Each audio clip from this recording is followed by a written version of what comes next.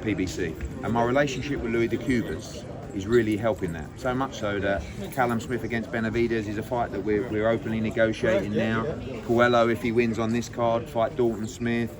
Magasau against Hernandez. So many different fights. So look, and again with Golden Boy as well. So I think times have changed, and I'm enjoying having better relationships with people. Maybe it's my age, just calming down a little bit, or maturing. I don't know. Yeah. So Eddie, how did you wind up in Queens? You're hurrying for the Queens Chronicle. It's home of the World's Fair, by the way. 60th anniversary. I think it's a great idea. I mean, I've been looking at Wimbledon for a long time back in the UK to do it. But this is I think. Look, His Excellency wants to do groundbreaking events at groundbreaking places, and Times Square was one of those. But the problem is with Times Square, you can't get the people. No. And I said going into that fight for Ryan Garcia and those guys, it is difficult. It's not easy just to go and perform. You can hear Mike Tyson shouting out. You can hear Shakur, Richardson, Hitchens, and I feel like a lot of those performances that weren't very good, you still got, what to expect, but it definitely has an effect. But this is a smaller stadium. You could have gone to Arthur Ashe. That's all right. Step by step. Ryan. Fair enough. Eddie, Ryan talked about that. He talked about how the atmosphere kind of made him feel like it wasn't a normal fight. Do you agree with that, or you see that as kind of an excuse? I said before, we saw behind closed doors that kind of atmosphere definitely has an effect on performance. Right. But it's good. You know what to expect, and I just feel like, I was actually quite not disappointed. I was quite upset that Ryan didn't perform, because I was really pleased for him that he turned his life around. To see him on that Devin Haney fight week, the difference between that and seeing him here on fight week, he looked great. His face looked fresh again, great looking kid. And I was thinking, wow, he's back, and I didn't think we'd see him again. But then I just saw him, and I said talking about the event, I said, sometimes in that environment, the fight can pass you by. Right. So what happens is you get 6 rounds in, you're behind. 8 rounds in, you're still behind. 10 rounds in, you've got 2 rounds to go. Do you know what I mean? And to be fair to Derek James, he was saying all the right things. It wasn't as if he wasn't saying, Ryan, fucking pop, but he just couldn't do it. Was it the confidence? Was it, I don't know, was it the environment? Was it, him and Rowley got a little bit of history, got hurt, was it the second round? Yeah. But it was a poor performance. That's the bottom line, and he's much better than that. Is the Haney-Garcia fight still something that can happen? I mean, look, that's up to His Excellency. I don't think that fight is anywhere. I mean, if both those guys look great on May 2nd, it's huge. Right. But they didn't. I think they both need another fight. I mean, Shakur was right about Devin. I think Devin, he's there to be criticised right now. So sometimes people are going to be a little bit harder than they should be. He did pretty much win every round, and he did hurt Ramirez a couple of times when he held his feet, but he just moved too quickly earlier. But he's also coming off a really rough night with a lot of things happened to him, and he's been out of the ring for a year. Devin's a brilliant talent, and he's going to be I worry more for Ryan over Devin. Going into the fight, I was worried more for Devin.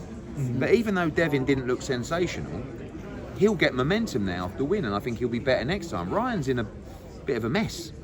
Really, he's got to come back, get a win. Maybe, I mean, he should be beat. I think he should be beating Rowley, in my opinion, and I expected him to do so. What's the logical next step for Jerome? So, we are talking. We're in negotiations for Jerome to fight Teofimo, and it's a hell of a fight. And Jerome, you heard His Excellency, he said it there, and this is just the last 48 hours. So Jerome's been chilling out. There is a date in August that we could be looking at in Saudi Arabia, but we weren't really expecting to fight in August, if I'm honest. We was expecting to fight in September, October. We have a mandatory challenger in Shakram Giasov, who stepped aside for the Stanionis fight, but I believe there's a conversation to be had there, and I've got a call with Jerome and Everett and the team and Bosey in about an hour to see if that's something we want to do. I will say there is still the conversation about 47-54. It is inevitable, the move, but I feel like the Teofimo fight is a great fight, and I think that's a great option for him. So I can see that fight. Listen, I honestly think that he's just too big and too good. I rate Teofimo, but when we did the weigh-in here, Teofimo stood on the scales about 6 hours, 8 hours into hydrating, he was about 146 pounds. Barboza was about 157. All right? I don't think he's a big 140 tier. Wait till you see Boots on the night in there, hydrated, fit, healthy, and he's a hell of a fighter. Listen, it's a great fight for boxing, but I don't see anybody beating Boots Ennis 147, 154, 160 right now. Eddie, what's your prediction for Shiraz versus Berlanga? It's a great fight, you know, and I'm Team Shiraz now because, you know, Edgar's had a lot to say. Yeah. And, British solidarity. a lot of it is, it's not like we get on all right, but like, you know, I think that I really like Hamza Shiraz. I think it's a brilliant fight. I think that Edgar will get a lot of confidence from Canelo. What Hamza said about the Canelo fight, Berlanga done great in the Canelo fight, but I don't think he really pushed himself in the fight as much as he could have done and probably might do now with that confidence. He hits very hard, but Hamza's been really starved at 160. You see the size of him, he's huge. I think it's a fantastic matchup. I think Hamza needs to be very careful in the first 5 or 6 rounds of that fight. You compared Shakur to... Maybe, but, you know, also, isn't it great? Like, we're like boxing fans, and I'm one of them, by the way, and so are you. We're mad, really, aren't we? We're like, oh, what's he doing? He's stupid. He should have a warm-up fight. And then we make a warm-up fight, and everyone goes, who's he fighting? That's shit. You know what I mean? So I think I admire it. I mean, look, if he goes and beats Berlanga, he probably will get the Canelo fight at Hamza Shiraz. So he's rolling the dice. Good luck to him. You compared Shakur to... I wanted to ask you about that. What you just mentioned, you know, Edgar having a lot to say. He was shooting the gun at you, you know, from the side of the stage there. I walked over and I asked him about that. It was F. Eddie. Where do you think this comes from? You guys seem to be on good terms. I think we're pretty much on good terms. I mean, I think he's a little bit rude sometimes. I think he should have a picture of me in his lounge. And every time he walks past his lounge in his new house with all his ice, you know, everywhere, he should pick up, you know, the chains that he wears. That's probably, I don't know, what, 50 grand, 100 grand, 100. Every time he picks it up, he should go, thank you, Eddie, and put it around him. You know what I mean? Because let's be honest, I gave him Jason Quigley, then I gave him Poddy McCrory, right? I paid him unbelievable money for both, and then we got him an absolute fortune to fight Canelo Alvarez. With Keith Conley, everyone done a great job, right? We did a remarkable job for him. But, like all things, sometimes a fighter has an opinion of what they're worth, and obviously we have the receipts of the numbers. And it was just a little bit disjointed, you know. But I like Edgar. I think he's a really exciting fighter. I don't have any beef with him, and I wish him the best. But he should have the respect to say, "Fuck me, Eddie Hearn really done a great job for me."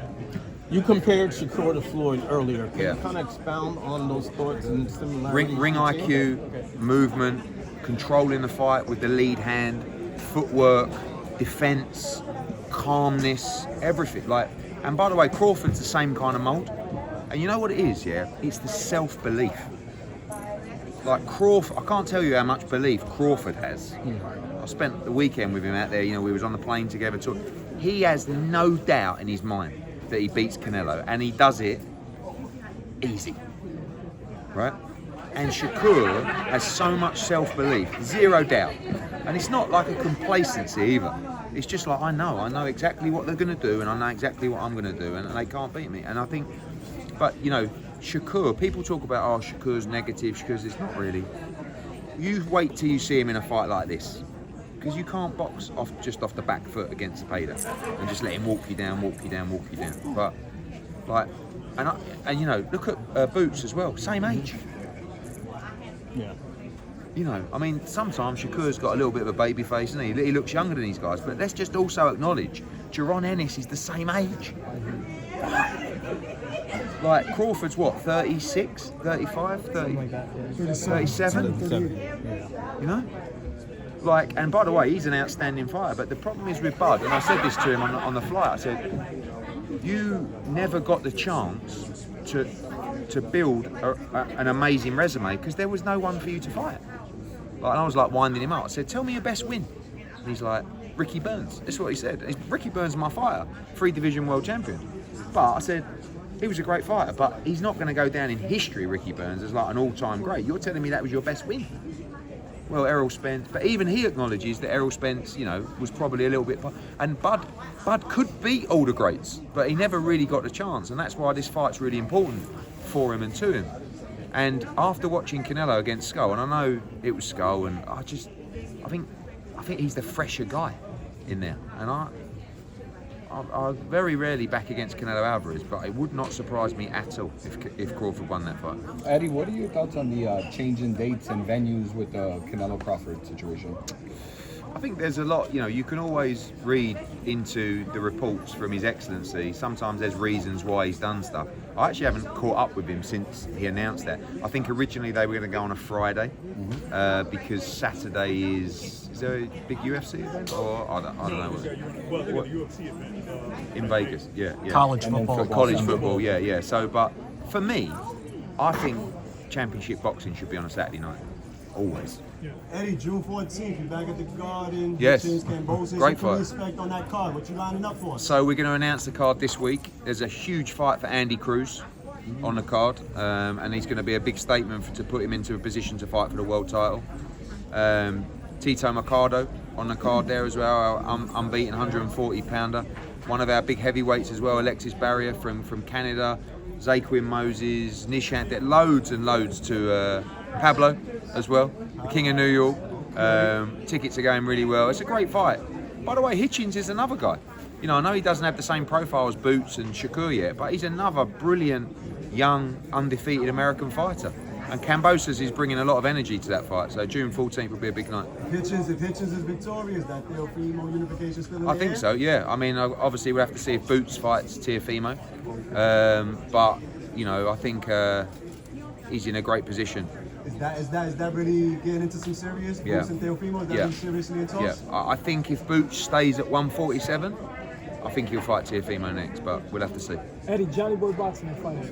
Talking about T.O., him using the N-word, what are your thoughts? Does he deserve to get a fight with Boots or with Hitchens? What do you think? I don't know about deserving, but I think if you bring the game into disrepute, it needs to be dealt with.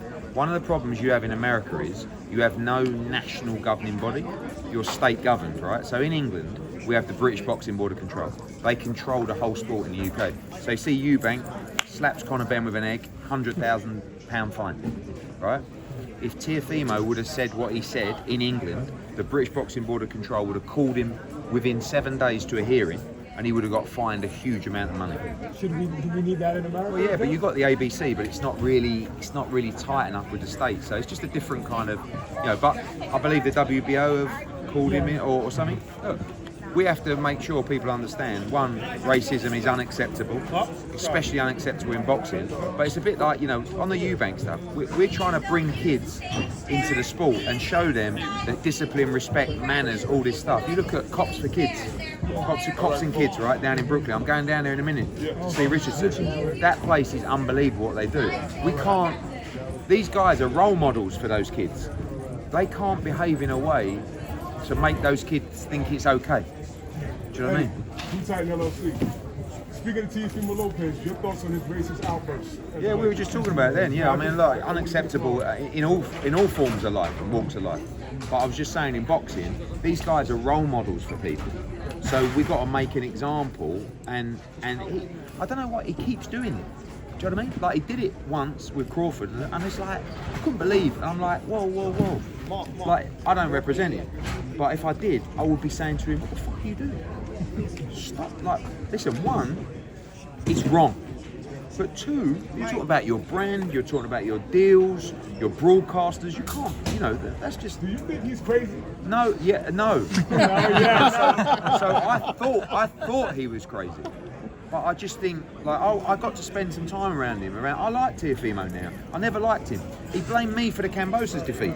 He was like, "Oh, it's Eddie Hearn's fault." I'm like, "Fucking hell! I didn't even have either fighter. I just won the purse bid, right?" But when I spent a bit of time around him, actually, he plays up, and I think what he's trying to do is he's just trying to be controversial, but he's doing it in a terrible way, in a way that is unacceptable. I don't necessarily think he's racist. I don't necessarily think he means what he says, but this, you know, if you want to be a character, He's just being a sausage. yeah, a sausage, yeah, like Hamilton. It's just, yeah. AJ Fury Wembley. Look, Fury's just teasing us, isn't he? You know, he's got the wraps on every day, 12 rounds, and he looks in shape.